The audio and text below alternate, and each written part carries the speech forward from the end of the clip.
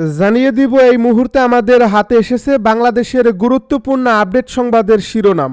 শুরুতেই থাকছে জামায়াতে যোগ দিলেন বিএনপির সাবেক এমপি মেজর আখতারুজ্জামান। এবারে জানিয়ে দিব ইনকিলাব মঞ্চের কর্মসূচিতে সর্বাত্মক অংশগ্রহণের প্রতিশ্রুতি বিএনপির। এবারে জানিয়ে দিব হাদি আমার নির্বাচনী প্রতিদ্বন্দ্বী নয়, প্রতিযোগী বলছে বিএনপি নেতা মির্জা আব্বাস। এদিকে হাদির উপর নিষিদ্ধ বাহিনী হামলা করছে দাবি শিবিরের সেক্রেটারির। সব শেষে জানিয়ে দিব অপারেশন ডেভিল হান্ট ফেজ 2 চালু হবে খুব শীঘ্রই। এতক্ষণ শুনছিলেন হাতে থাকা আপডেট সংবাদের শিরোনাম, এবারে বিস্তারিত।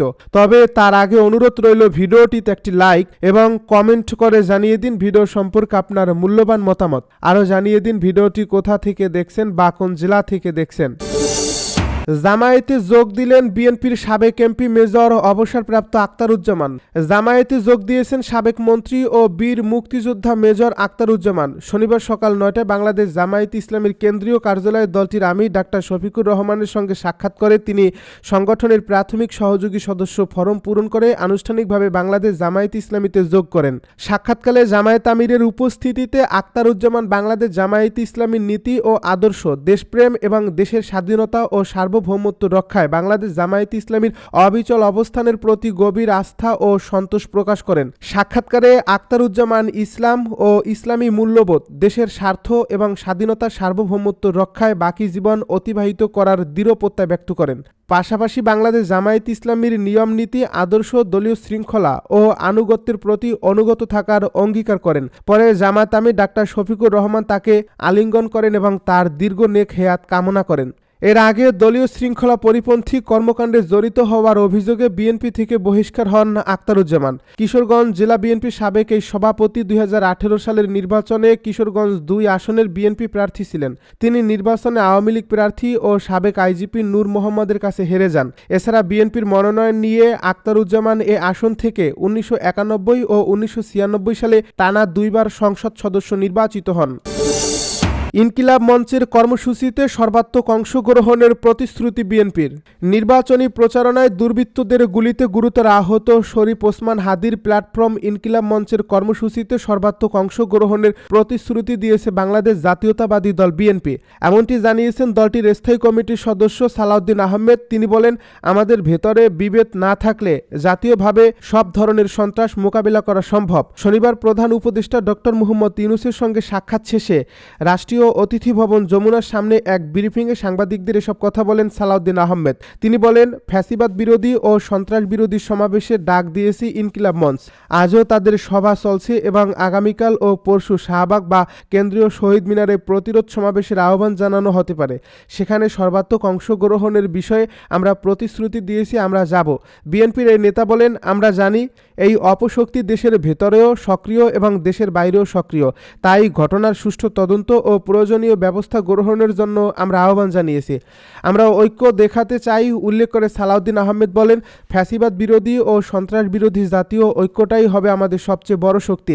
একমাত্র এর মাধ্যমেই আমরা এই ধরনের জাতীয় সংকট রুখতে পারব। প্রার্থীদের উপর সম্ভাব্য হামলার আশঙ্কা প্রসঙ্গে সালাউদ্দিন আহমেদ বলেন, আমরা এ ধরনের কোনো আশঙ্কা উড়িয়ে দিচ্ছি না।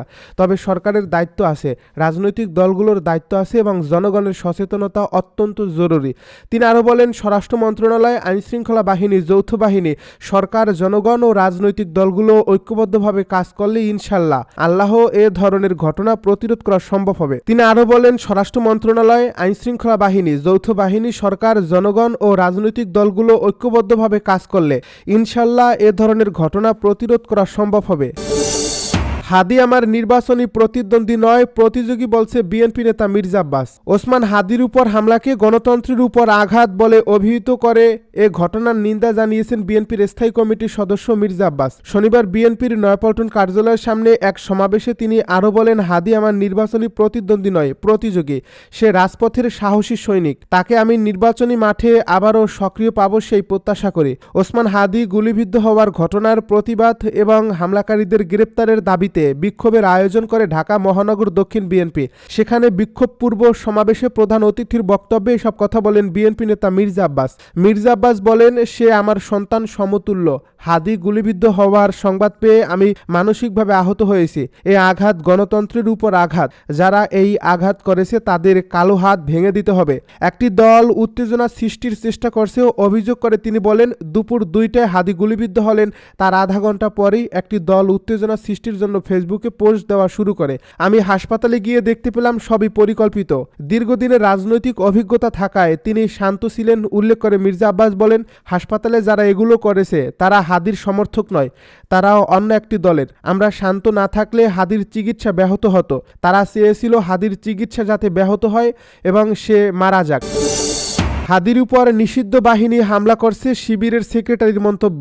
ইনকিলাব মঞ্চের মুখপাত্র শরীফ ওসমান হাদির উপর নিষিদ্ধ বাহিনী হামলা চালিয়েছে বলে অভিযোগ করেছেন ইসলামী ছাত্র শিবিরের কেন্দ্রীয় সেক্রেটারি জেনারেল নুরুল ইসলাম সাদ্দাম। তিনি বলছেন, সেই শরীফ ওসমান হাদির উপর গোপন বাহিনী নিষিদ্ধ বাহিনী হামলা করছে। সে এখন জীবন মৃত্যুর সঙ্গে পাল্লা লড়ছে। এই ভরা মজলিসে মহান রবের কাছে তার প্রাণ ভিক্ষা চাই। শনিবার দুপুরে নোয়াখালীর কোম্পানিগঞ্জে 2013 সালের 14 ডিসেম্বরে 7 শহীদের স্মরণে আয়োজিত আলোচনা সভা ও দোয়া অনুষ্ঠানে প্রধান অতিথির বক্তব্যে তিনি এসব কথা বলেন। তিনি বলেন, শরীফ ওসমান হাদি জুলাই বিপ্লবের অন্যতম সেনানায়ক। আপসীর নেতৃত্বে আজীবন আধিপত্যবাদের বিরুদ্ধে তার কণ্ঠস্বর জারি রেখেছেন। তিনি আমাকে বারবার বলতেন, এই গুলিবিদ্ধ হওয়ার 2-3 দিন আগেও কথা হয়েছে। তিনি বিভিন্নভাবে আমাদের সাথে কথাবার্তা বলে আশঙ্কা করতেন তাকে হত্যা করার জন্য ষড়যন্ত্র করা হচ্ছে। আমরা বারবার তাকে রিকোয়েস্ট করতাম, যদি হাদি একটু সাবধানে থাকো, বের হইও না। সে বলছে, মৌতের ফয়সালা আসমানে হয়। আমি যদি ঘরের ভেতরেও থাকি তাও তো মারা যাব। রাজনীতিবিদদের জন্য এটা শোভনীয় নয়। সুতরাং ঘরের ভেতর থেকে মৃত্যুবরণ করতে নয়, রাজপথে থেকে মৃত্যুবরণ করার জন্য আমার জন্ম হয়েছে। নুরুল ইসলাম সাদ্দাম বলেন, আল্লাহ যেন আধিপত্যবাদের বিরুদ্ধে এই বলিষ্ঠ কণ্ঠস্বরকে আরও কিছুদিন আমাদের জন্য ফেরত দেন। এই বলিষ্ঠ কণ্ঠস্বর বাতিলের এক আতঙ্কে পরিণত হয়েছে। এক ব্যক্তি যেভাবে কথা বলতো তাদের তত্ত্ব তাও নড়বড়ে হয়ে গিয়েছে। তারা মনে করছে আমাদের গুলি করে দমাতে পারবে। তারা ভুলে গিয়েছে আমরা মায়ের উদর থেকে শাহাদাতের তামান্না নিয়ে এই জমিনে পা রেখেছি।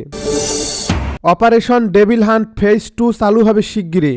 জাতীয় নির্বাচনের সময় শান্তিপূর্ণ পরিবেশ নিশ্চিত করা, আইনশৃঙ্খলা নিয়ন্ত্রণ করা এবং ফ্যাসিস্ট সন্ত্রাসীদের দমন করতে অবিলম্বে অপারেশন ডেভিল হান্ট ফেজ 2 চালু করা হবে বলে জানিয়েছেন স্বরাষ্ট্র উপদেষ্টা লেফটেন্যান্ট জেনারেল মোহাম্মদ জাহাঙ্গীর আলম চৌধুরী। শনিবার দুপুরে বাংলাদেশ সচিবালয়ের স্বরাষ্ট্র মন্ত্রণালয়ের সম্মেলন কক্ষে আইনশৃঙ্খলা সংক্রান্ত কোর কমিটির সভা শেষে সাংবাদিকদের ব্রিফকালে তিনি এ তথ্য জানান। উপদেষ্টা বলেন, লুটপাট এবং অবৈধ অস্ত্র উদ্ধারের জন্য আইনশৃঙ্খলা বাহিনীর অভিযান চলমান রয়েছে। এটিকে আরও জোরদার ও ত্বরান্বিত করতে এবং ফ্যাসিস্ট সন্ত্রাসীদের দমন করার লক্ষ্যে কোর কমিটি অবিলম্বে অপারেশন ডেভিল হান্ট ফেজ 2 চালু করার সিদ্ধান্ত নিয়েছে। তিনি বলেন, বর্তমান অন্তর্বর্তী সরকার জুলাই গণ অভ্যুত্থানের সম্মুখ সারির যোদ্ধাদের নিরাপত্তা নিশ্চিত করতে দৃঢ় প্রতিজ্ঞ। সরকারের পক্ষ থেকে তাদের জন্য বিশেষ নিরাপত্তা ব্যবস্থা গ্রহণ করা হয়েছে এবং এজন্য একটি কমিটি গঠন করা হয়েছে। কমিটি সার্বিকভাবে বিষয়গুলো পর্যবেক্ষণ করে জুলাই যোদ্ধাদের নিরাপত্তা নিশ্চিত করবে। তিনি আরও বলেন, জুলাই গণ অভ্যুত্থানের সম্মুখ সারির যোদ্ধা ওসমান হাদির উপর হামলার ঘটনা সরকার সর্বোচ্চ গুরুত্ব দিয়ে দেখছে। এই ঘটনার সঙ্গে জড়িতদের দ্রুত গ্রেপ্তারের জন্য আইনশৃঙ্খলা বাহিনীকে নির্দেশ দেওয়া হয়েছে এবং এ হামলায় জড়িত কাউকে ছাড় দেওয়া হবে না। বিএনপির ভারপ্রাপ্ত চেয়ারম্যান তারেক রহমান দেশে ফিরলে তার নিরাপত্তায় কী পদক্ষেপ নেওয়া হবে এ সংক্রান্ত প্রশ্নের জবাবে উপদেষ্টা বলেন, সরকার তারেক রহমানের নিরাপত্তার জন্য সব ধরনের প্রস্তুতি গ্রহণ করছে এবং সর্বোচ্চ নিরাপত্তা নিশ্চিত করা হবে। এই উপদেষ্টা আরও বলেন, আগ্নেয়াস্ত্রের লাইসেন্স ইস্যু করার ক্ষেত্রে এতদিন কেবল সামরিক ও বেসামরিক কর্মচারীরা সুবিধা পেতেন। এখন জাতীয় নির্বাচনে অংশগ্রহণকারীদের প্রার্থীদেরও আগ্নেয়াস্ত্রের লাইসেন্স ইস্যু করা হবে।